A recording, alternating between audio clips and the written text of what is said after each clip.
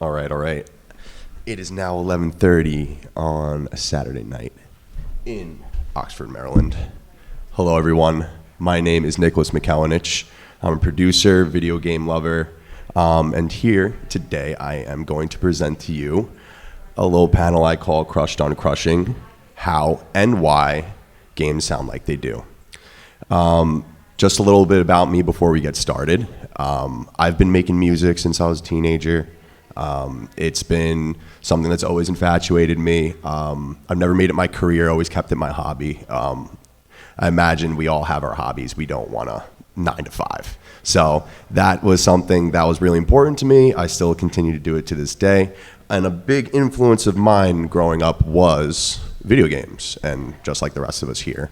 That really allowed me to just kind of notice how this process began in the first place. And it's a very surface level question, but as you're going to see, it gets pretty deep as to how this happened, how audio was even being able to put into games in the first place when they're so tiny. So just to get started here, I want to ask a little question to you guys. How can you make music? If anybody has any basic ideas to that question, big or small, let's hear it. How can you make music?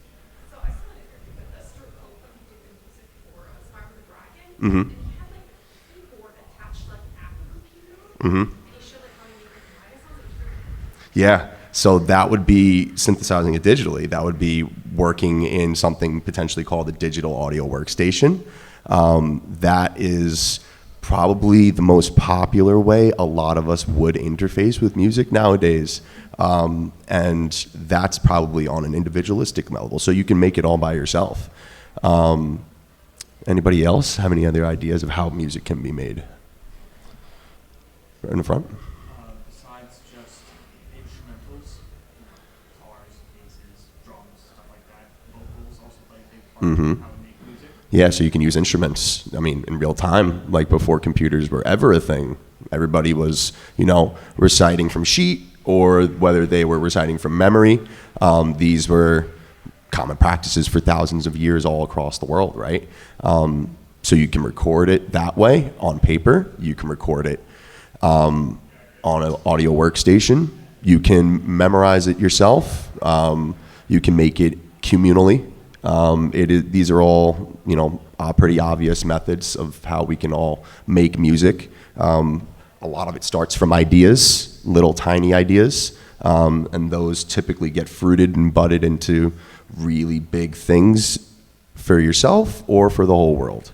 So for a long time, we didn't have all these options, though. Keep that in mind. We didn't have a lot of this technology.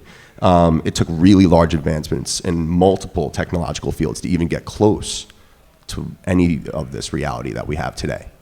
So I want to go through some phases of necessarily, before we even talk about video games, right? Let's get a little technical here. You're going to be getting a little piece of history as to how necessarily all this all started. We need to rewind. We need to rewind to the beginning of digital audio and how it was advancing even before these games existed. It didn't even start with music. It started with phone calls. In the late 30s, you had wonderful Bell Labs. They figured out something pretty revolutionary, and that sound could be turned into numbers. It could be digitized. That process of sampling the sound, grabbing a piece of it, measuring it, and reconstructing it, it's what's called pulse code modulation. And every digital audio format we use today still works that way. And this was invented 100 years ago at this point. But there is an important part that this wasn't music technology. Nobody had a clue that this was going to be used for music. This is for call stations. This is for converting those data points into real digital means that could be used in computing. Before, this is the early computing, right? This was telecommunications research, and nobody wrote a song with this for a very long time. And moving on to a second phase, we start to see the inklings of those ideas in music. And by the 50s, composers and engineers were asking, okay, if the telecom guys can take this sound data, can we program music? That is a big question. And one of the earliest answers to that very question was with the RCA Mark II sound synthesizer. Sound synthesizer was a very new term. It wasn't something that a lot of people knew of. Not a lot of scientists. It was mostly in tech. It was in research. This thing was the size of a room. This thing was about to that exit line right there, all the way back to me. This thing was gigantic. You programmed it with punch cards, just like if anybody knows about early computers with all the punch cards and gigantic tubes. Yeah, that was how this thing worked as well. And if you made a mistake, there's no undo button. You gotta repunch the whole card, and that takes hours and hours and hours to recreate. It was partially digitized. It was partially analog, meaning, rudimentary connection, and completely inaccessible to the average person. Unless you were somebody who was pretty gifted. If you did not have direct access to this technology on the daily, you had no idea how to use this. You probably didn't even know it existed. I mean, people didn't even know Game Boys were a thing, boomers, until they were in their 2010s. So it takes a while for technology to catch up to the average person. This wasn't an instrument. This was a research experiment. And the important idea here was music was becoming programmable, but not playable yet in the digital sphere. So moving on to a third phase, upgrading the ideas that we previously talked about and jumping into the 70s. This is where things finally started to resemble modern music a little bit. Modern music tools, I should say, not necessarily modern music. Additionally, this is when we also started to see the inception of video games. Yay, the thing we're all here for, right? Two devices known as the Fairlight CMI and the Synclavier were the first commercially available digital music systems. They're pretty revolutionary. You can imagine that only those set to challenge the norms took on these new machines. Once again, this is for the nerds, so we were in there. In their music creation process, artists and engineers are often set in their ways. So, I've worked with professional audio engineers primarily out of college. That was a very fun experience, but one thing that you'll find is a lot of them think they have the best ideas already. They're not going to be, I know somebody that had a copy of a digital audio workstation like we worked on, that we talked about earlier. That was from 2001, and I met him in 2019, and he refused. It was Reason. It was the earliest copy of Reason I've ever seen in my life, and he refused to upgrade because I can always add plugins. These are the things that enhance digital audio workstations. There's also things like Premiere, if you're a video editor. Plugins are pretty common in that sense. And yeah, he refused to upgrade. And I always ask why. It's it works. And the earliest studios in the world had a lot of prominence, especially in the Western world, from my knowledge, because they did the same thing really well for a really long time. And that wasn't far-fetched. That was a common idea across the music sphere. So nobody was really itching in the music sphere to pick these things up. These digital instruments were kind of for the nerds, once again. They're extremely expensive. Extremely, extremely expensive. This is the first time you could say in these expensive machines that I captured audio. It took a little while for us to finally say that.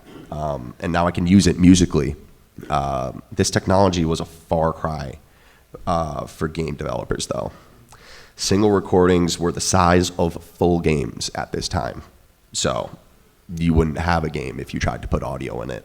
And there was no chance of using this technology in anytime soon in the 70s. That was a far cry.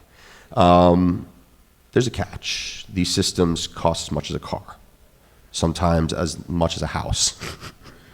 Yes, the house that costs your relatives probably like $10,000. No, I'm just kidding. But yes, they were that expensive. To Digital music it definitely existed, but only for top tier studios and universities. That was pretty much it.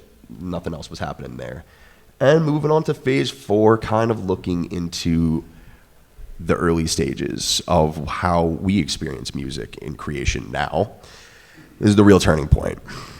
In 1983, Yamaha, famous Japanese company, released the DX7, a fully digital synthesizer using FM synthesis. Now, what's FM? We're going to talk about that in a little bit. I don't want to get too into it right now. We have to explain some pre-concepts first, some precursors for you guys to be able to understand it if you don't already. If you do, awesome. So if you're lost a little bit, don't worry about that. What's key to know from this phase is that this wasn't a research lab experiment now. This was not a $50,000 studio toy. This was mass produced. This was a little affordable. I would say affordable. I did kind of the math for 83 and 80, like moving on throughout the 80s. It was like if you could save up for it, it was not bad. You could get this in your house. This is the moment when digital sound stopped being a novelty and it started to become part of the music world. And people who were stubborn started to turn. But what did this mean for video games?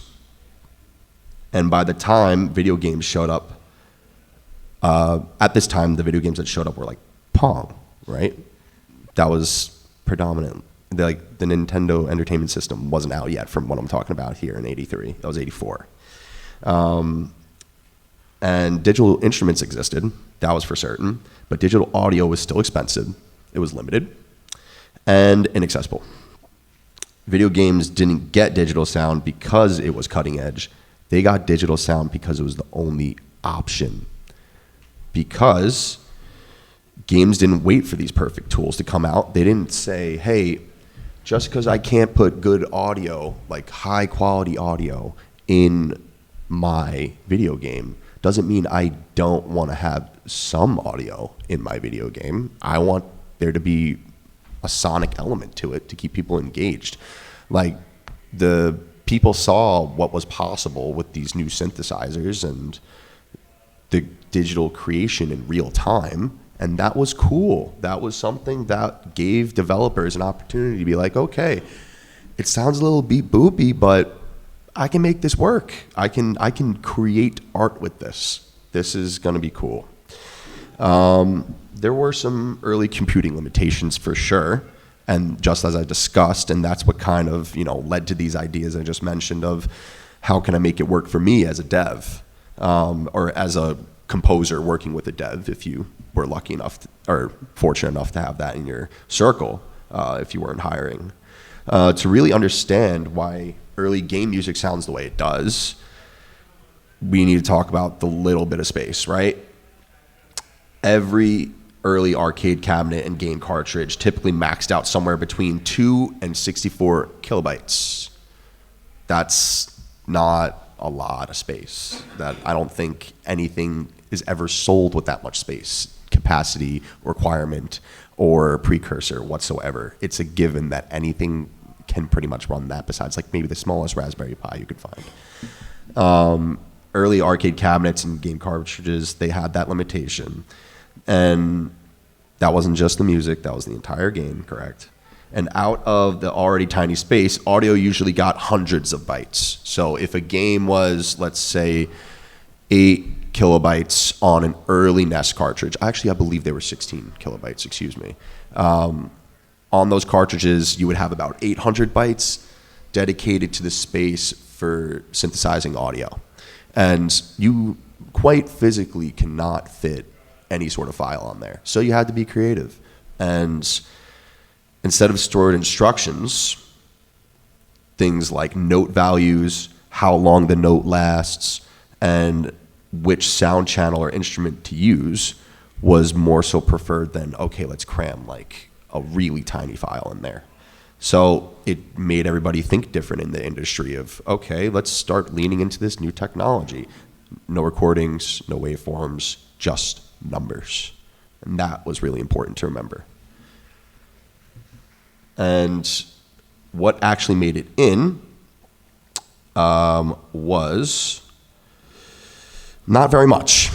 Well, if you were to be implementing this, not very much of the new music technology that we talked about earlier in history was ever seen the light of day until probably CDs came out. That's when you were really able to cram like a full entire audio file into a disc. And that was pretty revolutionary, but that's getting ahead of ourselves here because devs in the 80s, they didn't see any of these advancements get implemented. These games didn't use recorded sound. They borrowed specific ideas from the digital audio. And what was borrowed was actually what we saw from advancements in the 40s. That's what came through, not anything else that was coming out from these studios that were trying to make this new digital equipment. It was really from Bell that digitized audio. That's really what brought over to these people. And sounds as numbers, programmable control, and real-time generation, once again, just to hammer this home to you, was what was important for making these games work. And now that we're looking a little bit for the analog and discrete, the very first arcade games didn't even have microprocessors in them. Meaning, at this time, microprocessors were being popularized in computing. And we're moving away from those gigantic computers and moving them down to personal computers, right? Companies like Dell, companies like Apple, companies like Microsoft are starting to get their foot in the game and selling personal computing. And that wasn't really translating over into games yet.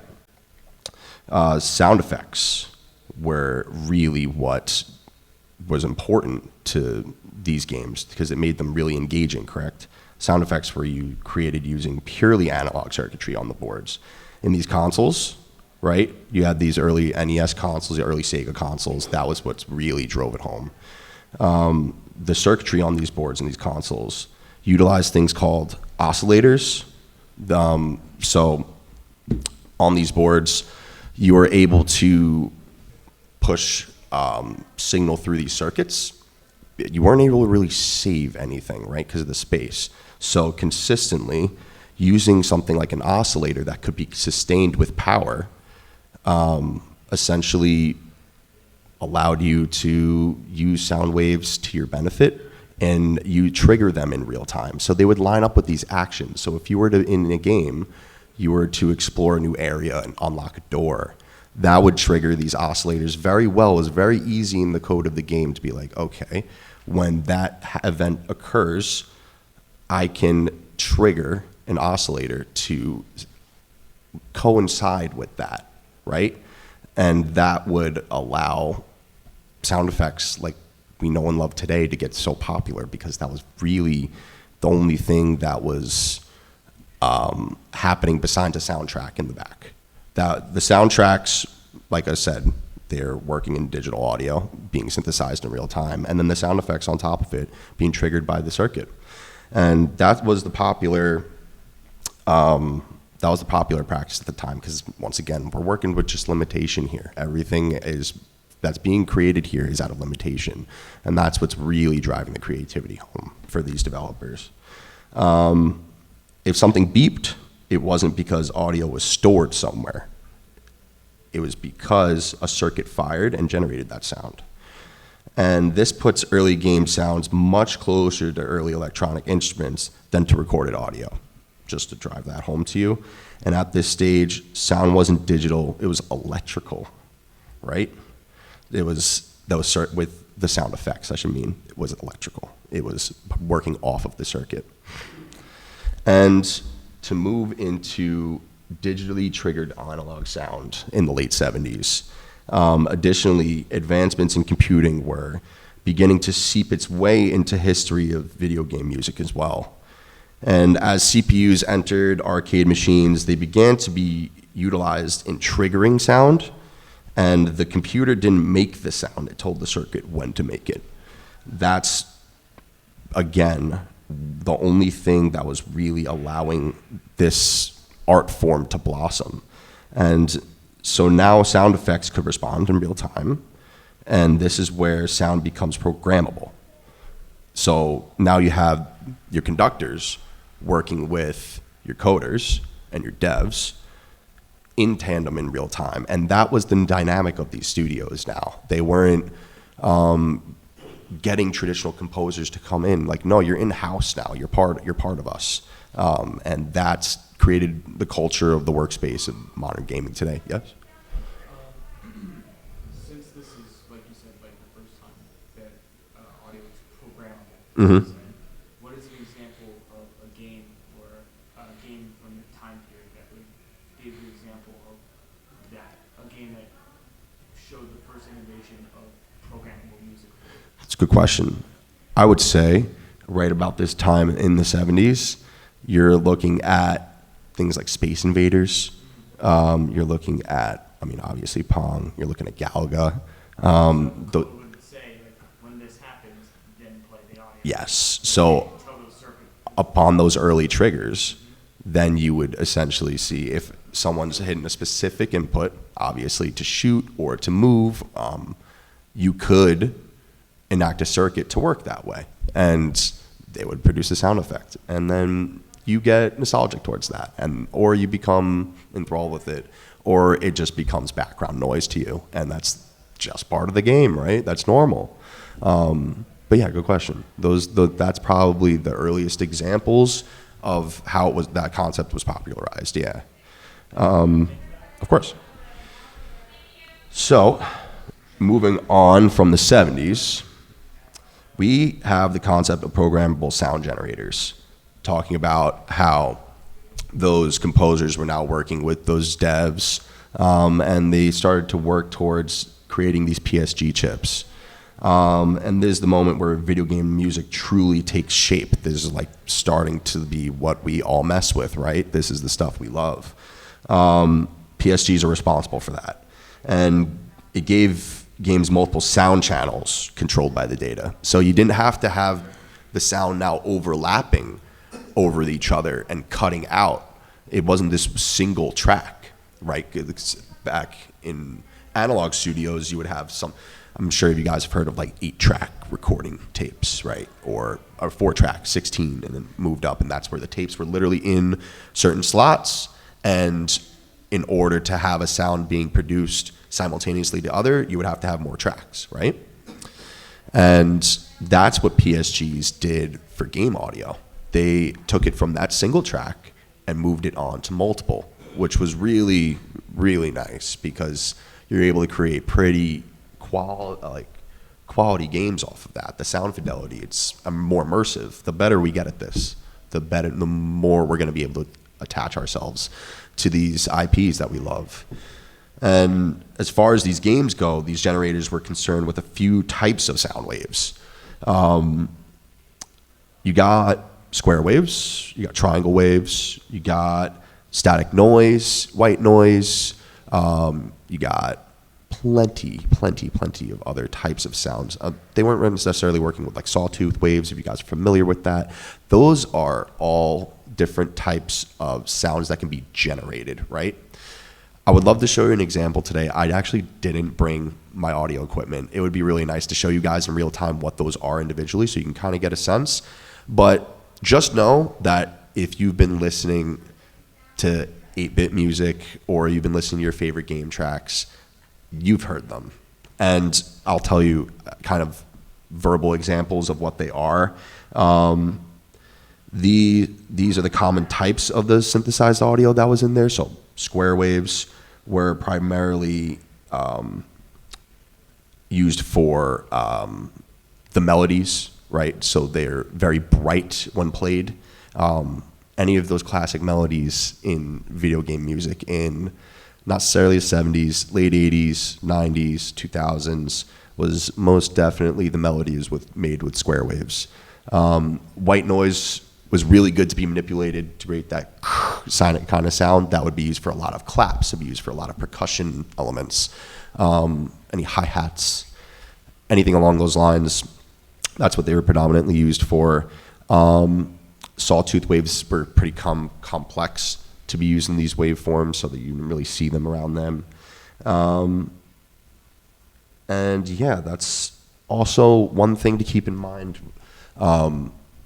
Because you are working with these early forms of sound waves, you kind of had to get creative in what the composition was, right? Because you don't have the sonic depth of an orchestra or the full ability of a band to go from our full sound spectrum of 20 hertz, which is extremely low rumble, to 20,000 hertz, which is probably like the noise of a hummingbird tweet, or really, really high resonance from like a high C note in a trumpet, right? That is the full breadth, and those waves were only able to hit certain sections of our sound spectrum, just like how we have a color spectrum. Picture was like only able to see red, right? But the game devs with their composers using these PSGs were like, all right, how about a lot of different shades of red? How about we arpeggiate these notes? And arpeggiation is taking a bunch of notes in a chord and striating it in whatever way you want and making it sequenced, right?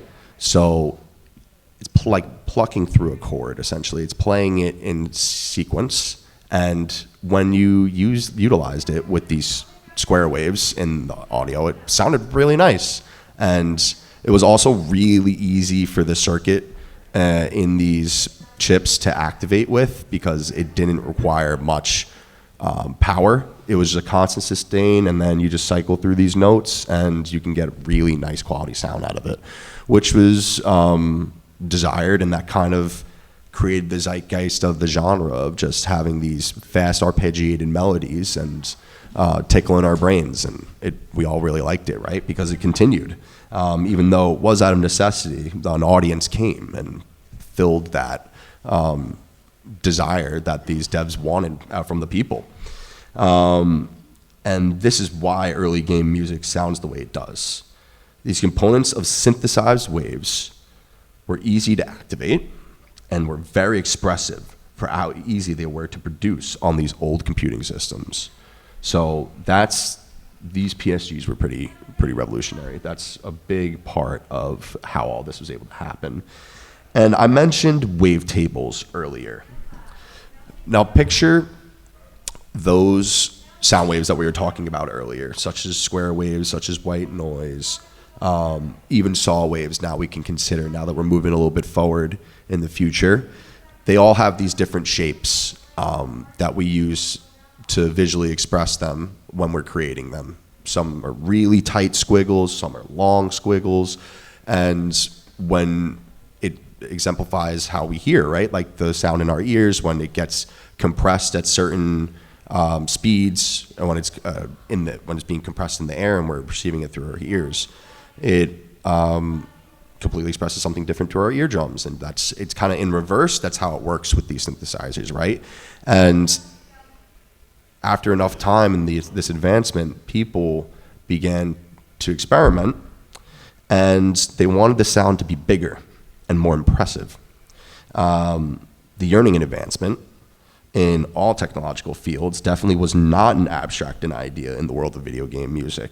We all like to get better at things, whether it's for $1 or for love, right? And small waveform tables stored in ROM became a popular practice in order to enhance the soundscape of these bit crushed chiptune soundscapes that we love in these video games. Now, what do I mean by that? These waveform tables, wavetables as they're commonly known nowadays, is a digital array that stores a sequence of amplitude values representing a single cycle of a waveform. So those waveforms that are moving like this, basically what that means is you can combine them together in the same process, and you don't have to utilize them in separate times. They create these really funky shapes when you stack them on top of each other. And that yields a crazy expression of endless possibility. The way you can combine, I imagine when you guys imagine when you start adding exponents of possibility, it's endless what you can do. When you take these basic elements and you put them all together, it's really quite infinite. I've spent so much time recently working with wavetables and just messing around, see what I can get. Some of it sounds the same, just slightly different, and some of it I haven't saved, and I can't believe I can't get that sound again, you know? It's like very fun to mess around with, and now these devs have this opportunity to work with this stuff. So these games are starting to get really, really, really creative because of the wavetables. Things like long frequency oscillators are also stacked on top of these wavetables, meaning if you took that combined wave sound that you created and then made that modulate to another frequency sound, meaning that if you take what you just created and you're like, all right, I'm going to send all of that information that I just made to a sine wave moving like this, and now that's messing with the time of what you have just created. It's a little bit better with an example, I apologize, but just know that you can modify this in any way you want. It's really expressive. And that's just putting it bluntly, because these were not, once again, not recordings. This is all being made in real time. When you plug this game in, this music doesn't exist on this cartridge. It just doesn't exist. You have to play it through your system, whatever system it was, whether N64, whether it was Sega Genesis, in real time it's being made. And that is, nothing else was really doing that. Like, music producers still weren't like fully working with this stuff, even though it started to get more popular. But this is all video games had. So every gamer was either experiencing this, creating this, or working with this stuff. This is not recorded, once again, just to drive that home. And it's all still synthesis. Just extremely more convincing, because you imagine with those wavetables, the possibilities, it's not just do. You can make full orchestral pieces. However, they still sound 8-bitty, to put it in colloquial terms or common terms. But it's fun, and we really like it, and it's nice. So moving on, one thing I mentioned earlier, talking about FM synthesis. Sorry, did you have a question? Yeah, would you say the wavetable synthesis, it's not analog anymore though, right? No, it's moved completely digital, yeah. So Somewhere between recorded and analog. yeah, it's not recorded yet. That's the biggest point to drive home. So it's not introducing analog, really. Or it's not sticking to its analog roots, I should say, because of that synthesis, right? Speaking further, when you want to do even more, you can lean into something called FM synthesis. It's pretty advanced. It's not something I'm going to spend too much time on, but it allows you, what I was mentioning earlier, just imagine it a couple fold, because it really it allows you to have those expressive sounds without the memory cost. That is big. That, once again, that's the point that is being driven home through these advancements. Moving FM synthesis was around the time that it was popularized in gaming, was more so right around before the era of the PS3 360 era, early 2000s. That's really where we're looking at. It was invented in the late 80s, but it wasn't, in gaming sense, it wasn't really that popularized yet. Some games were taking on the crown of it. I know some Final Fantasy games earlier on were really looking to use FM, because some of the sound effects that they had really sounded nice when you leaned into that technology. It was pretty revolutionary, especially in just production aside from gaming today. There's so many gigantic rigs of FM that people constantly work with. It's frequency modulation, by the way. That's what FM stands for. So moving into why any of that matters. And before I kind of get you into there. A couple things I don't want to talk about today, but that I do want to mention to you really quick are digital audio workstations and trackers. These trackers are really important because they are music composition tools where music is written in time as timed instructions. So that is not on the console, right? It's on your own dev computer, and you would work in those scenarios to program a file that would play all that back, and then you would put it onto a chipset in the game that you're making, and then it would send out and to the customer. So you're kind of like, okay, I'm going to simulate what it's going to do in game, and then so when it's in the customer's hands or when it's being mass deployed onto the cartridges or the eventual CDs, that would be exactly what we do here. So it was those are really nifty to work with. And digital audio workstations, that's the standard for recorded music today.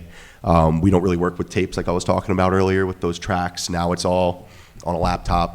You see even people working with their phones now. It's pretty cool. Some of the audio workstations are on your phones now. It's pretty nice. So I just wanted to mention that really quick. But honestly, the most important part was, what did this mean for video game music? All of this leads to a realization to reinforce the idea that video game music was not recorded, it was generated. And as you can clearly see, sound generation was advancing a lot through video game history as well. As technology was getting better, video game devs kept asking, how can we use this? And it started off as very little, as I showed you, and then throughout time, the pieces were being picked up over and over and over again. Process had to be memory efficient, loop perfectly, and respond instantly. And those constraints didn't limit the creativity, they defined a new musical language. And that language still shapes game music today in more ways than you would initially think of if you weren't privy to it. Meaning, so now how can you make music? As we mentioned with the DAWs, that's pretty popular nowadays. Of course, you can still meet up with your buddies and just tap your hands on a table and make a song. But you see now how the possibilities came about. It's not something that is easy to do, or it could be really easy to do. So there's a lot of possibilities. What's the result of all of this? What is the result of everything that I've been telling you today?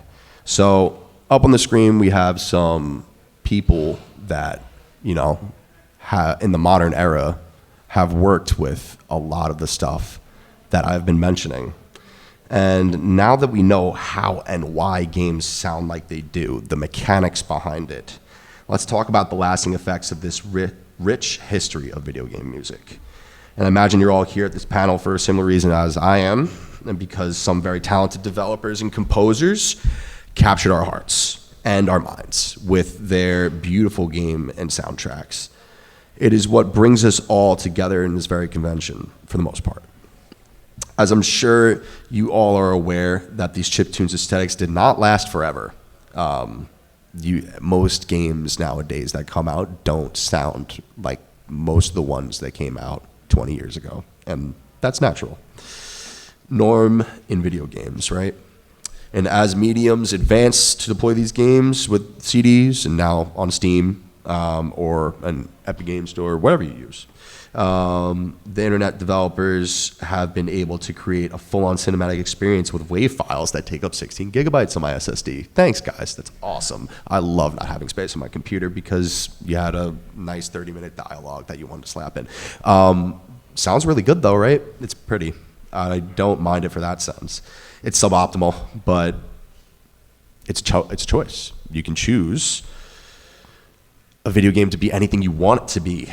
They can be large in size, they can be grandiose in scale, they can be nostalgic while being new or even simple and unique. And with modern technology, we have endless possibilities. However, as I'm sure you are all aware, gamers have a hard time letting go of the past, me included. And in fact, it is not quite, honestly, probably the biggest reason this convention exists in the first place. It is quite honestly probably why this convention exists in the first place, because we love our stuff, man. It's great. It's great, great, great. And as children and descendants of this necessary art form, some of us have grown to become creators in our own right, whether as a developer, an artist, a producer, a songwriter, a story writer, a critic, a reviewer, or anything beyond and in between, right? The seeds of this necessity were sown into the works of all who were influenced. And as a music producer for over a decade now, it is an absolute pleasure to see the success of artists like Porter Robinson, Nina Geraci, Two Hollis, Skrillex, ISOXO, JPEG Mafia, Switch Angel. These artists have been instrumental in defining musical generations and genres by sampling and utilizing video game soundtracks and effects to express themselves in ways that resonate fondly with their audiences. It tugs on the heartstrings when you hear a Minecraft rocket go off in the middle of a beat drop. It's kind of cool. You're like, what the hell? I know that sound. And of course, the ones who continue to push the boundaries of what we call video game music today are artists such as Crush 40, Lotus Juice, Lena Raine, and Toby Fox. They've taken techniques from music history, such as utilizing microtones and unique time signatures, to widen the breadth of what the average gamer will hear when they boot up their beloved titles. Now, that was out of the question for a while, because they're like, for a long time, video game music was like, all right, we just got to make it work. And now, someone like Toby Fox is creating boss fights with microtones, and I guarantee most of your favorite artists aren't even doing that. So the breadth of what video game music can be nowadays is legitimately anything. And it's partly in reason because of modern computing, but it's also because all of those barriers were knocked down for so long, and people just kept asking why not, right? And no matter how you have contributed or how it has impacted you, one thing is for certain: at one point in time, every video game nerd was crushed on crushing. Thank you guys so much for being here. I appreciate your time on this Saturday night. Thank you, thank you, thank you, thank you, thank you, thank you, thank you, thank you, thank you. And if you do have any questions, please ask away. Yes? What was the first video game soundtrack that caught your attention? That kept my attention? I would probably say Pokemon Emerald. That was probably the one that really, I was going on YouTube, like right when YouTube came out, and I was like, all right, like, I have to listen to this. For me, it was this. I got to start with the song. The Spyro the Dragon was the first that caught me. Beautiful, yeah. I think 1998. Yeah. And I was like, oh my goodness, I didn't know music could sound this way. Right? It's so cool.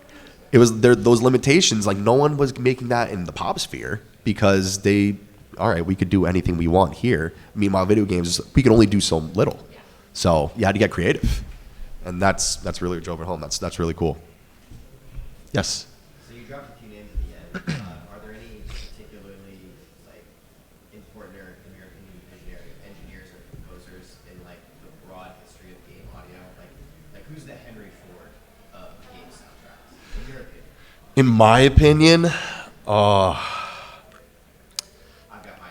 see, I'm new school, so I'm a big Toby Fox fan, because I think Undertale is probably the greatest OST of all time. All right, I'm big on the Halo ones. That's just me personally as well, right? It's the one I came back to the most, I should say. Maybe if I really sat down, I would reconsider, but that's the one I came back to the most. So yeah, I would say Toby's my guy. He's my Henry Ford. Oh, okay. Yeah. Awesome. All right. Any other questions before we close out? Yes. You were talking about how it was a big deal that there was no recorded music on the consoles, or the consoles. Yeah. So what was the first console that didn't have That had the recorded music on it. So Nintendo 64 was one of the first that, with the expansion pack, you were able to put some recorded audio on there reliably. Some games Nintendo coded really flawlessly, where, all right, the recorded audio files were in there with no problems, but there was a lot of issues with playback. That was really big, of getting the audio to consistently play, because those generators weren't necessarily working to the best of the ability in those early consoles in the mid-90s. I would say, from what I was able to research on, it really was like the Xbox and PlayStation 1 that really popularized having recorded audio on it. And you talk about like longer audio files. Yeah. Yes. Yeah. So samples were becoming popular, but when I'm referencing that, it's like long recorded audio files, complex and with big bit depth. Yeah. Yeah. Do you currently have like a favorite like gaming OST that you're kind of listening to right now? Oh, right now? Let's see. I'm big, now that it's cold, I would say Halo ODST. It's really somber and deep in the soundscape. That's one that's really hitting home for me right now. I would say that's pretty consistent for me in the rotation of when I'm playing in my car or at home when I'm gaming, you know. Mine is one I listed the most. Mm-hmm. It's probably 100 My Last Skills Academy. Oh, beautiful. Nice. That's, Good writing. yeah. It has like 100 endings. Yes. Yeah. That song material. Yes. In lots of variations. It's cool. 70% is still good. Cool. Very cool. Yes, sir. Even though modern day soundtracks and soundtracks that are recorded, whether they be 8-bit or whether they be full orchestral sets, Yep. they're able to deliver a lot more of a feeling directly. Uh-huh. Do you think, I personally think this is so, I want to know your opinion, do you think that even back then during generated bit crush, before recording, do you think that it has the ability to deliver a feeling and effect to the player? Meaning the more earlier versions of music in games, like we were talking about earlier in the slides. Yeah. Compared to the modern day soundtracks. The best I can do with that is to give you this comparison, right? Some people's favorite songs, or the ones that resonate the most with them, are complicated, and some are simple, just recited songs from that can be passed down from family members, or if you're religious, like a communal hymn or a church hymn. Like those sometimes aren't played with backing tracks. Sometimes there's a piano or an organ with them, right? I would say that the soundscape, when you're able to access those other larger parts, the super low lows and the super high highs of music, you're more likely to have an effect that is deeper with the user. But I say it's pretty subjective, because I definitely know some people are just like, nah, that 8-bit stuff's the best, man. That's where it's at. Like, that's really what resonates with me.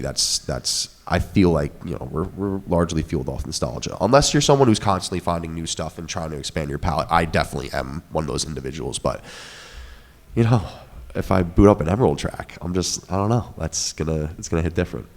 Yeah. Yeah. I'm just gonna go out on a limb. I don't know how it was in Japan, and say that like buying like a physical game soundtrack probably wasn't really a thing until like the 90s. Yeah. Because I guess my big Japan, I guess I ran it on the cassette tape, but Yeah, exactly. I'm maybe Japan for that, but I know here in the US it was not. Definitely was not a thing. But you're right. Japan was more privy to having their customers have multiple mediums to love their art, and that's why that culture kind of eventually bled into the States, right, and then to Europe and everywhere else in the world. But yeah, it really did originate there in Japan. There's nothing like it. That fandom that really hit home. So you're completely correct there.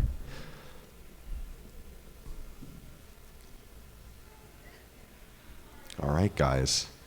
thank you so much for being here. This was fun. I know it was quite technical, but I felt like it was kind of necessary to drive home that point, because it really does explain why it sounds like it did, and it gives us a little appreciation. So thank you all. I really appreciate you being here.